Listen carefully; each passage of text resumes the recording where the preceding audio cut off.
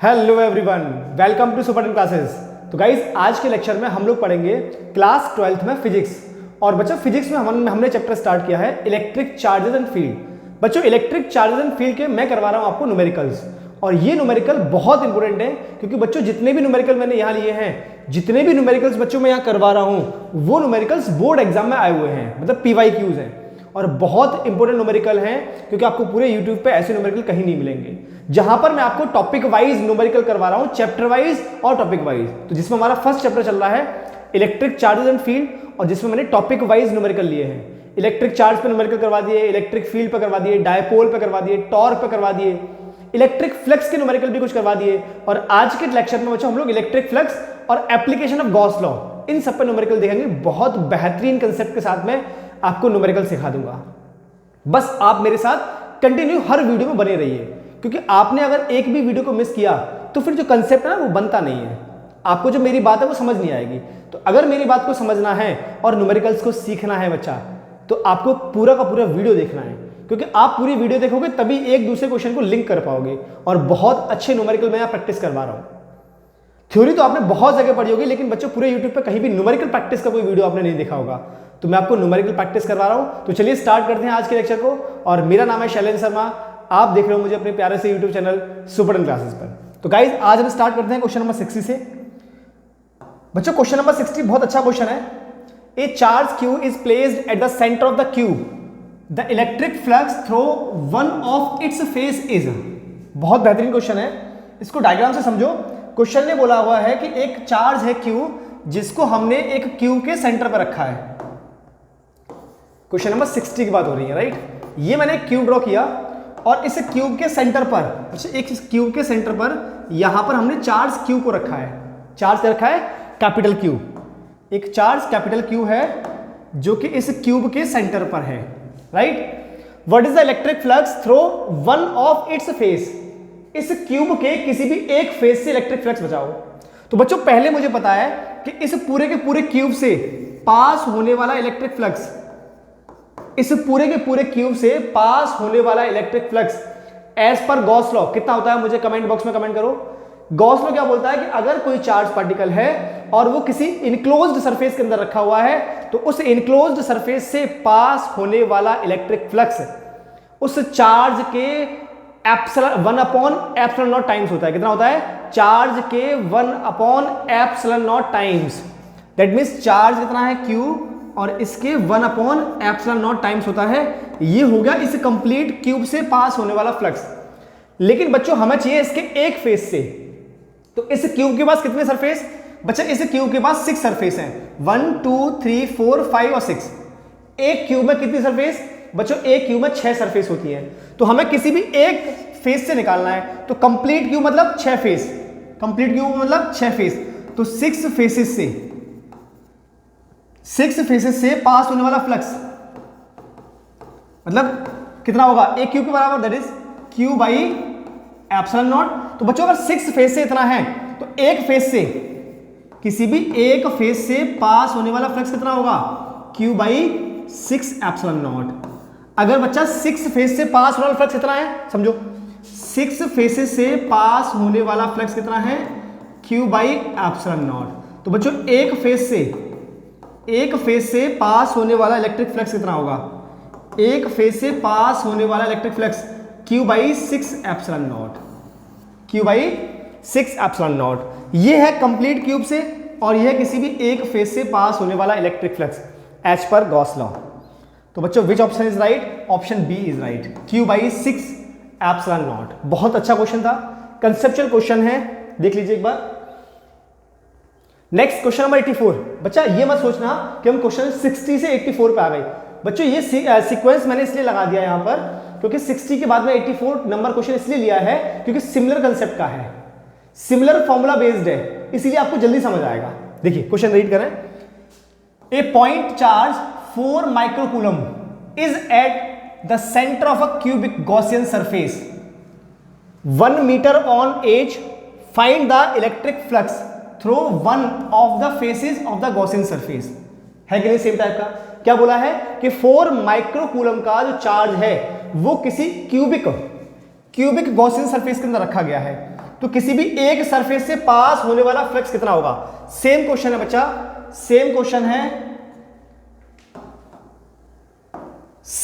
बच्चा, same question. देखिए draw करते हैं डायग्राम को। ये अपने पास एक क्यूबिक गॉसियन सरफेस हो गया और इसके सेंटर पे एक चार्ज रखा है Q, और इस Q की वैल्यू कितनी दी हुई है 4 माइक्रोकूलम। कितना दिया है 4 माइक्रोकूलम, 4 माइक्रोकूलम। तो बच्चों ये हो जाएगा 4 into 10 to the power -6 coulomb. तो बच्चों इस कंप्लीट क्यूब से पास होने वाला फ्लक्स कितना होगा, मैंने अभी बताया था, कंप्लीट क्यूब से Q बाई एप्सिलॉन नॉट। तो बच्चों इसके एक फेज से कितना होगा, अभी प्रीवियस क्वेश्चन में करवाया है Q बाई 6 एप्सिलॉन नॉट। तो हमसे एक फेज की बात की गई है। Q कितना दिया अपन को 4 into 10 to the power -9 divide by 6 into बच्चों epsilon naught 8.85 into 10 to the power -12। इसकी वैल्यू फिक्स है। ये कैंसिल आउट करो 2 से 4 है ना, और ये कैंसिल आउट करो 3 टाइम्स। ये कैंसिल आउट करो बच्चों कितना टाइम जाएगा 10 टू द पावर, देखो -9 और -12 कितने का डिफरेंस है 3 का, तो ये जाएगा -3। ये ऊपर पहुंच जाएगा, तो ये बन गया 2 इंटू 10 की पावर 3 डिवाइड बाई 3 इंटू 8.85। इसको सॉल्व करना है बच्चा। तो जब मैंने इसको सॉल्व किया तो 2 डिवाइडेड बाई 3 इंटू 8.85 यह जाएगा बच्चा 0.075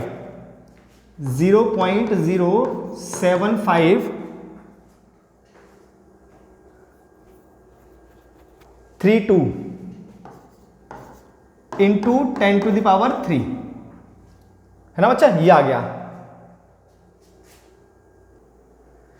तो गाइस अच्छा ये थोड़ा सा गड़बड़ आएगा क्योंकि हमने यहां पर 10 टू द पावर -9 ले लिया, जबकि है कितना 10 टू द पावर -6। देखो वापस से करते हैं कैलकुलेशन, एक बार वापस से देखो वैल्यूज पुट वापस करते हैं क्योंकि थोड़ा सा हमने गड़बड़ पुट कर दिया। देखो कितना है ये अपने पास 4 into 10 to the power -6 divide by 6 into 8.85 into 10 to the power -12। Clear. आप वैल्यू को चेक करते रहा करो कि मैं सही पुट कर रहा हूं या गलत पुट कर रहा हूं, देख लिया करो एक बार और कमेंट कर दिया करो मुझे, है ना। देखो ये 10 टू द पावर -6 से ये कैंसिल आउट हुआ 10 टू द पावर -6 टाइम, ये कैंसिल आउट करो 2 टाइम्स और ये कैंसिल आउट करो 3 टाइम्स। तो यहां बन जाएगा अपने पास 2 इंटू 10 की पावर चला गया ऊपर से 6 है ना, डिवाइड बाई 3 इंटू 8.85। इसको करते हैं बच्चा कैलकुलेट। तो अगर मैंने इसको कैलकुलेट किया तो 2 divided by 3 into 8.85 which is equals to 0.073 into 10 to the power 6। अगर इस जीरो को ले जाओगे तो 2 बार ले जाओ तो 7.53 इंटू 10 टू द पावर 4 ये आ गया न्यूटन मीटर स्क्वायर पर coulomb. So this is the answer. देख लीजिए एक बार, सेम कंसेप्ट का था क्वेश्चन नंबर फर्स्ट और सेकंड, मतलब क्वेश्चन नंबर 60 और 84 दोनों सेम फॉर्मूले पर है, सेम कंसेप्ट पे है। क्लियर है, समझ आ गई की बात, आगे बढ़े। नेक्स्ट क्वेश्चन नंबर 67 आसान क्वेश्चन है, पढ़ते हैं एक बार। 2023 के पेपर का है ना, 2023 के पेपर में पूछा गया है। देखिए a uniform electric field is represented as, आपको बच्चे इलेक्ट्रिक फील्ड की वैल्यू दी हुई है और आई कैप दिया है, मतलब वेक्टर फॉर्म की बात कर रहा है। Find the electric flux of this field through a square of side 10 centimetre. बच्चों एक स्क्वायर फील्ड है जिसका एक स्क्वायर है जिसका हमें साइड दिया हुआ 10 सेंटीमीटर। When plane of the square is parallel to YZ plane, थोड़ा ध्यान देना बच्चा, YZ प्लेन की बात कर रहा है। देखो समझो बहुत इंपॉर्टेंट क्वेश्चन है, समझो बच्चों। हमें ये Y और ये Z, अब X नहीं लिया मैंने यहां पर, ये Y एक्सिस ये Z एक्सिस, तो यहां पर बच्चे एक स्क्वायर बना हुआ है जिसकी साइड है 10 सेंटीमीटर, 10 सेंटीमीटर। ठीक, इलेक्ट्रिक फील्ड x डायरेक्शन में, अब x डायरेक्शन कहां पे होगी, बाहर की तरफ। बच्चा इसका एरिया वेक्टर कहां होगा, वो भी बाहर की तरफ होगा क्योंकि YZ प्लेन है, तो YZ प्लेन का एरिया वेक्टर कहां होगा, x डायरेक्शन में। कहां होगा, x डायरेक्शन में। हमें इलेक्ट्रिक फील्ड दिया हुआ है 3 into 10 to the power 3 i cap, it is newton per coulomb. और बच्चों इसका एरिया वेक्टर निकालते हैं, तो एरिया वेक्टर क्या होगा 10 इंटू 10 10 इंटू 10, ये हो गया सेंटीमीटर स्क्वायर, और मीटर में चेंज करने के लिए बच्चा मैंने माइनस के 4 का मल्टीप्लाई कर दिया, और ये भी आ गया I cap, it is in metre square. Clear? मतलब ये बन जाएगा 2 0 हटाओ तो यहां से 10 टू द पावर माइनस 2 बचेगा, मतलब ये हो जाएगा 10 to the power minus 2 i cap, it is in metre square. I cap it is in metre square. हमें पूछा है बच्चा, क्या पूछा है? Electric flux. तो पहले ए पॉइंट की बात करें। Electric flux phi is equal to E dot A, vector form की बात हो रही है। ई डॉट ए, ये कितना दिया हुआ है? 3 into 10 to the power 3 i cap dot 10 to the power minus 2 i cap. बच्चा सेम का सेम के साथ मल्टीप्लाई कर दो, तो फ्लक्स इज इक्वल टू आ गया अपने पास 3 इंटू 10 टू द पावर 3 और ये minus 2, right. So flux is equal to 3 into 10, so बच्चा फ्लक्स इज इक्वल टू 30 आ गया। कितना आ गया? 30 न्यूटन मीटर स्क्वायर पर कूलम। तो ये तो आ गया बच्चा फर्स्ट पॉइंट का आंसर, फर्स्ट पॉइंट का आंसर। अब बात करते हैं बी पॉइंट की। अब बात करेंगे बच्चा बी पॉइंट की। बी पॉइंट क्या बोल रहा है? The normal to the plane of the square makes an angle 60 degree with the x axis. बच्चों ये नॉर्मल जो था वो एक्स एक्सिस के साथ में 60 डिग्री पे घूम गया है, एक्स के साथ में। इसका मतलब इलेक्ट्रिक फील्ड एक्सिस में था, तो इलेक्ट्रिक फील्ड के साथ में एंगल कितना हो गया? 60 डिग्री। इलेक्ट्रिक फील्ड के साथ में एंगल कितना हो गया? 60 डिग्री, क्योंकि बच्चों ये नॉर्मल जो था वो घुमा है। नॉर्मल, प्लेन का नॉर्मल, तो प्लेन का नॉर्मल कहां पे? एक्स एक्सिस में, और एक्स एक्सिस से कितना घूम गया है? 60 डिग्री।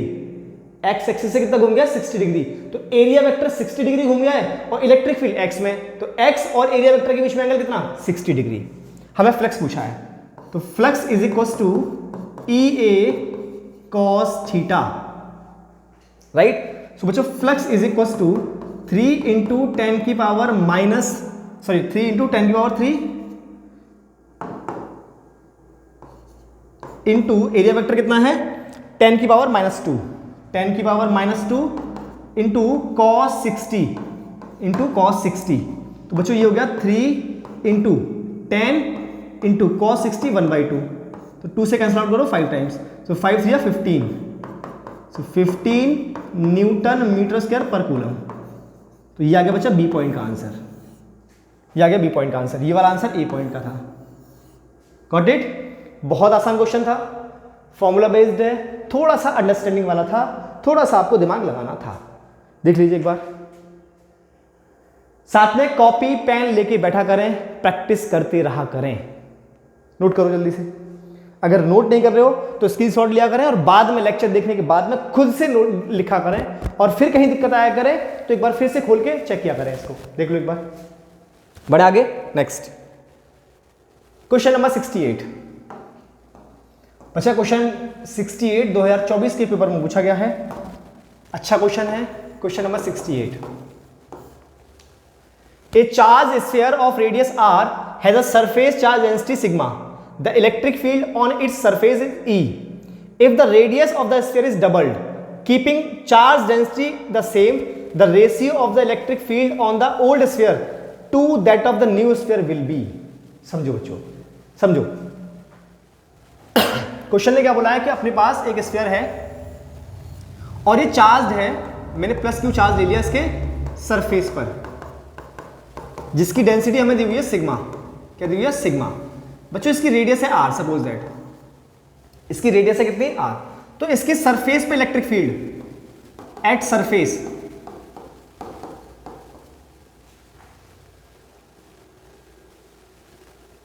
बच्चों सरफेस पे इलेक्ट्रिक फील्ड कितना होगा? E is equal to 1/4 pi epsilon naught into Q by are square. Q by r कितना होता है? Q by r. ये होता है इसके सरफेस पर इलेक्ट्रिक फील्ड, यहां पर सरफेस पर इलेक्ट्रिक फील्ड। अब बच्चों इस Q को मैंने चेंज किया, थोड़ा ध्यान देना। E is equal to 1/4 pi epsilon naught into sigma into area, ये होगा आर स्क्वायर, है ना, सिग्मा इंटू एरिया। कितना होगा? Sigma into area divide by are square, divide by are square. तो बच्चों E is equal to 1/4 pi epsilon naught into sigma into area. बच्चों इसका एरिया कितना होगा? 4 pi R square divide by are square. अब देखो, अब देखिए, ये आर स्क्वायर से कैंसिल आउट हुआ, ये 4 पाई से 4 पाई कैंसिल आउट हुआ, तो इलेक्ट्रिक फील्ड कितना आ गया सरफेस पर, sigma by epsilon not, sigma by epsilon not. बच्चों क्या ये डिस्टेंस पे डिपेंड कर रहा है, क्या ये रेडियस पे डिपेंड कर रहा है? It is independent of radius.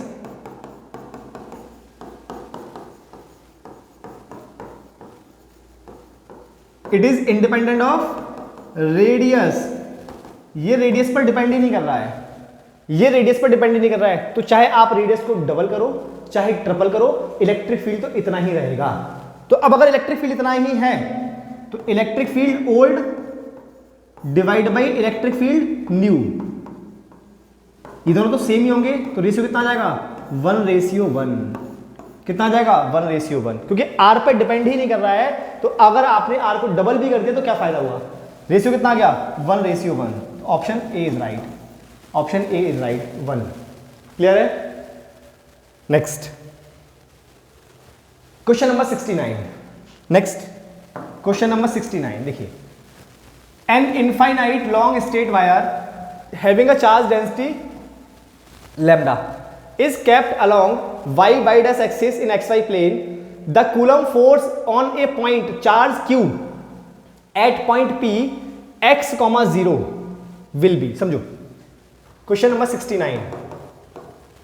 बच्चों हमें एक इनफाइनाइट लॉन्ग वायर दिया हुआ है, स्ट्रेट वायर, राइट। इस पर चार्ज है प्लस क्यू, इस पर चार्ज कितना है प्लस क्यू, चार्ज डिस्ट्रीब्यूटेड है, प्लस क्यू चार्ज डिस्ट्रीब्यूटेड है, राइट। और इसकी हमें डेंसिटी रखी है lambda. Lambda is the linear charge density, linear charge density, density. तो बच्चों इस यहां से r डिस्टेंस पर एक पॉइंट है P, एक पॉइंट है P। तो बच्चों यहां से r डिस्टेंस पे एक पॉइंट P है, इस P पॉइंट का जो इलेक्ट्रिक फील्ड है वो होता है बच्चा lambda divide by 2 pi epsilon naught into r। इस P पॉइंट का जो इलेक्ट्रिक फील्ड है वो कितना होता है lambda divided by 2 pi epsilon naught into r। अब क्वेश्चन बोल रहा है एज पर क्वेश्चन कि हमने इस P पॉइंट पर एक चार्ज Q प्लेस कर दिया। तो इस P पॉइंट पर चार्ज Q जो प्लेस किया है तो यहां पर कितना फोर्स एक्सपीरियंस होगा, तो force experienced, force experienced by charge Q, by charge Q कितना होगा बच्चा F is equal to Q into E. अपन जानते हैं ना कि किसी इलेक्ट्रिक फील्ड में अगर हमने किसी चार्ज पार्टिकल को रखा तो इट एक्सपीरियंस अ फोर्स, कितना फोर्स रहेगा Q इंटू ई, और ई यहां का मुझे पता है। तो फोर्स कितना होगा F is equal to Q into lambda divide by 2 pi epsilon naught into r। मतलब फोर्स हो गया बच्चा F is equal to Q into lambda divide by 2 pi epsilon naught into r, ये फोर्स लगेगा। अब force का nature कौन सा होगा बच्चों, ये भी पॉजिटिव चार्ज और ये भी पॉजिटिव चार्ज। तो पॉजिटिव चार्ज और पॉजिटिव चार्ज के बीच में जब चार्ज सेम नेचर के हैं, जब चार्ज सेम नेचर के हैं तो फोर्स कैसा होगा रिपल्सन का। Like charges repel each other, unlike charges attract each other. दोनों लाइक चार्जेस है so they are repelling each other. तो फोर्स कैसा होगा रिपल्सन का, फोर्स कैसा होगा रिपल्सन का। क्यों होगा रिपल्सन का फोर्स, क्योंकि charges are same nature, charges are same nature, दोनों चार्जेस कैसे हैं सेम नेचर के। सो फोर्स कैसा होगा रिपल्सिव। सो ऑप्शन बच्चा कौन सा होगा, ये तो अट्रैक्टिव है, ये भी अट्रैक्टिव है, ये रिपल्सिव है, ये रिपल्सिव है, तो हमारा ये ठीक है, option B is right. Repulsive and Q lambda by 2 pi epsilon naught into r। r की जगह पे यहाँ पे दिया हुआ है x दिया हुआ है, क्योंकि कोऑर्डिनेट हमें x पता है। देख लो एक बार, क्लियर है। नेक्स्ट सिमिलर फिर से क्वेश्चन बचा, a point charge Q is kept at a distance r from a infinitely long straight wire with a charge density lambda, the magnitude of the electrostatic force. Same question है, same question है, तो कितना होगा force, कितना था force बताया था मैंने अभी, Q into lambda divide by 2 pi epsilon naught into r। Same question, देखिए ऑप्शन कौन सा है, option B is right, Q lambda divide by 2 pi epsilon naught into r। Same यही वाला कॉन्सेप्ट है, यही वाला कॉन्सेप्ट है, देख लीजिए ऑप्शन बी इज राइट, बहुत आसान है। नेक्स्ट क्वेश्चन नंबर 71, ये अच्छा क्वेश्चन है बच्चा, समझ लेना क्वेश्चन है। The electric flux through a Gaussian surface, Gaussian spherical surface enclosing a point charge q is 5। समझो क्वेश्चन ने क्या बोला है कि हमारे पास एक स्पायरिकल सरफेस है, एक स्पायरिकल सरफेस है बच्चा,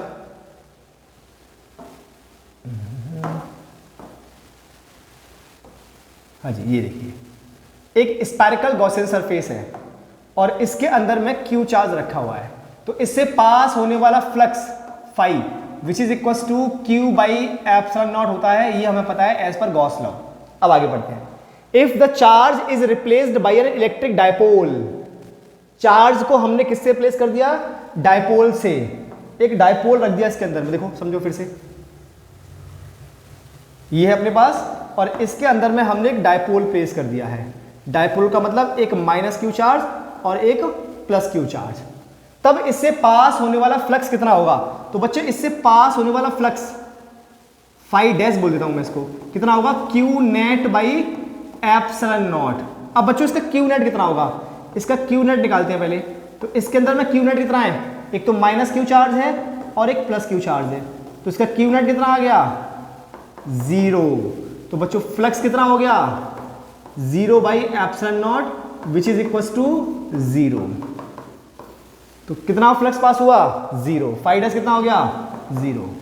तो कौन सा ऑप्शन राइट है? Option D is right, 0। देख लीजिए एक बार, देख लो एक बार, बहुत आसान है। Next question number 75। ये अच्छा क्वेश्चन है बच्चा, ये आपको बार बार प्रैक्टिस करना है, ये क्वेश्चन आपको बार बार प्रैक्टिस करना है। बहुत अच्छा क्वेश्चन है, बेहतरीन क्वेश्चन है। देखिए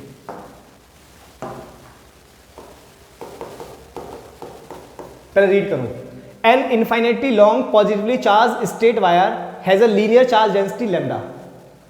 An electron is revolving in a circle with a constant speed v such that the wire passes through the center. The wire passes through the center and is perpendicular to the plane of the circle. Find the kinetic energy of the electron in terms of magnitude of its charge and linear density lambda on the wire. Question ने क्या बोला है बच्चा कि अपने पास एक wire है, समझो क्वेश्चन ने बोला है कि एक वायर है जो कि इनफाइनाइटली लॉन्ग है, एक वायर है जो कि इनफाइनाइटली लॉन्ग है और उस पर चार्ज कैसा है? प्लस क्यू डिस्ट्रीब्यूटेड है। इनफाइनाइटली लॉन्ग वायर है, इनफाइनाइटली लॉन्ग वायर है, राइट,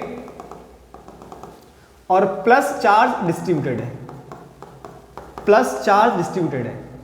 बच्चों इस वायर के कुछ डिस्टेंस पर, इस वायर से कुछ डिस्टेंस r पर एक सर्कल बनाया और इस सर्कल में इलेक्ट्रॉन रिवॉल्व कर रहा है v स्पीड से।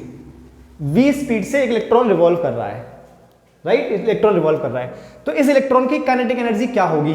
इस इलेक्ट्रॉन की काइनेटिक एनर्जी क्या होगी? यहां पर हमने एक इलेक्ट्रॉन रख दिया है और ये इलेक्ट्रॉन v स्पीड से घूम रहा है इसके चारों तरफ, मतलब ये वायर है, इस वायर के चारों तरफ इलेक्ट्रॉन घूम रहा है, तो उसकी काइनेटिक एनर्जी क्या होगी? अब समझो बच्चा। तो इस वायर से यहां पर इलेक्ट्रिक फील्ड कितना होगा? E is equal to lambda divide by 2 pi epsilon naught into r। बच्चा किसी भी चीज को सर्कल में घूमने के लिए, किसी भी चीज को सर्कल में घूमने के लिए एक फोर्स की रिक्वायरमेंट होती है और उस फोर्स का नाम होगा सेंट्रीपिटल फोर्स। तो बच्चा इस इलेक्ट्रॉन को घूमने के लिए यहां पर सेंट्रीपिटल फोर्स कौन प्रोवाइड करेगा? यहां पर सेंट्रीपिटल फोर्स कौन प्रोवाइड करेगा?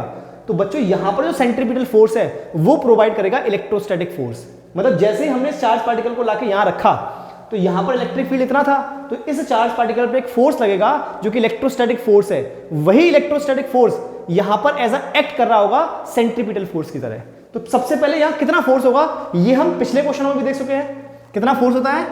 F is equal to Q into E which is Q into lambda divide by 2 pi epsilon naught into r। इतना फोर्स लग रहा होगा यहाँ पे। ये कौन सा फोर्स है? Electrostatic force.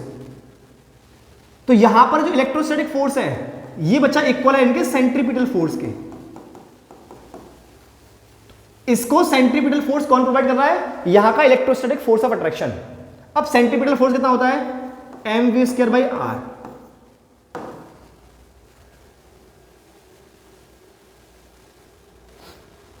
है ना, सेंट्रीपिटल फोर्स कितना होता है? mv square by r। कितना होगा? mv square by r। तो ये किसके बराबर है? इलेक्ट्रोस्टैटिक फोर्स ऑफ अट्रैक्शन के, that is Q into lambda divide by 2 pi epsilon naught into r। ये देखो ये r से r मारा गया। तो यहां से आ गया मेरे पास M V square is equal to Q into lambda divide by 2 pi into epsilon naught. ये आ गया एम वी स्क्वायर। बच्चा हमें निकालनी है काइनेटिक एनर्जी। तो काइनेटिक एनर्जी क्या होती है? It is half M V square, half M V square. तो kinetic energy is equal to half और एम वी स्क्वायर बच्चा निकाल चुके हैं, तो कितना होगा? Q into lambda divide by 2 pi epsilon naught into R. अब देखो चार्ज यहां पर क्या दिया हुआ है? इलेक्ट्रॉन है, तो इलेक्ट्रॉन को ई से लिखते हैं, तो मैंने वैल्यू रखी बच्चा। तो kinetic energy is equal to E into lambda divide by 2 to 4 pi epsilon naught into r. ये आ गई kinetic energy. This is the kinetic energy, this is the kinetic energy. अब क्वेश्चन में बोला है draw a graph of kinetic energy as a function of linear charge density lambda. मतलब kinetic energy और lambda के बीच में मुझे ग्राफ ड्रॉ करना है। तो बच्चों यहां देखो, जो काइनेटिक एनर्जी है वो डायरेक्टली प्रोपोर्शनल लैम्डा के। अब काइनेटिक एनर्जी अगर डायरेक्टली लैम्डा के प्रोपोर्शनल है तो इनके बीच में जो ग्राफ आएगा, इनके बीच में जो बच्चे ग्राफ बनेगा, लैम्डा और काइनेटिक एनर्जी के बीच में ग्राफ, यहां रखा मैंने काइनेटिक एनर्जी और यहां रखा लैम्डा। इन दोनों के बीच में जो ग्राफ होगा वो ग्राफ कैसा होगा? Straight line graph. कैसा होगा? Straight line graph. क्यों होगा स्ट्रेट लाइन? क्योंकि kinetic energy is directly proportional to lambda. So graph कैसा आएगा? Straight line, right? ग्राफ कैसा आएगा? Straight line. देख लो एक बार, क्लियर है? क्वेश्चन क्लियर हो गया? बहुत अच्छा क्वेश्चन है, बार बार आपको प्रैक्टिस करना है, बार बार आपको प्रैक्टिस करना है, बहुत बेहतरीन क्वेश्चन है। नेक्स्ट, अच्छा ये क्वेश्चन तो बच्चा हमने कर ही लिया अभी, है ना? ये वाला क्वेश्चन तो हमने कर ही लिया, राइट? ये वाला क्वेश्चन आपको बच्चा बार बार प्रैक्टिस करना है। एक बार देख लीजिए, एक बार देख लीजिए। तो गाइज ये क्वेश्चन हमने कर लिया ऑलरेडी, 84 वाला क्वेश्चन ऑलरेडी हमने कर लिया है। तो गाइज ये वीडियो कैसी लगी, क्वेश्चन आपको कैसे लग रहा है, कमेंट बॉक्स में कमेंट करके हमें जरूर बताएं। मिलते हैं ऐसे ही बेहतरीन क्वेश्चनों के साथ में नेक्स्ट वीडियो में। टिल देन, जय श्री कृष्ण, जय श्री राधे।